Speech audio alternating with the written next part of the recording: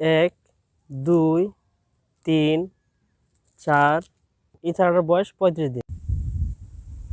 আসসালামু আলাইকুম। আজকে আপনাদের সাথে চমৎকার একটি বিষয় শেয়ার করব। আজকে আপনাদেরকে দেখাবো কিভাবে চারা দানের বয়স নির্ণয় করবেন। এটা জানার আগে চলুন জেনে নেই কেন চারা দানের বয়স নির্ণয় করা জরুরি। আপনারা অনেকেই বলেন ধান কম হয়, ফলন কম হয়, কিন্তু কেন কম হয় এটা কিন্তু অনেকেই জানেন না।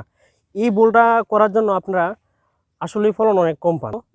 ভুলটা কি? ভুলটা হলো বয়স্ক চারা যখন আপনারা লাগান তখন কিন্তু ফলনটা একেবারে কমে আসে, কাঙ্ক্ষিত ফলন পান না।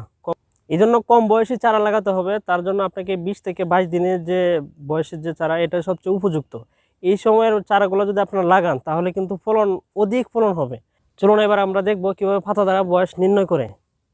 1 2 3 4 5 5টা মানে আপনার একটা পাতা 1 সপ্তাহ করে, যদি 5টা হয় তাহলে 5 7 35 দিন। এই চারাটার বয়স 35 দিন। আশা করি বিষয়টা আপনাদের অনেকটা উপকারে আসবে। কথা হবে পরবর্তী কোনো কৃষি ভিডিওতে। সে পর্যন্ত ভালো থাকবেন, সুস্থ থাকবেন। আল্লাহ হাফেজ।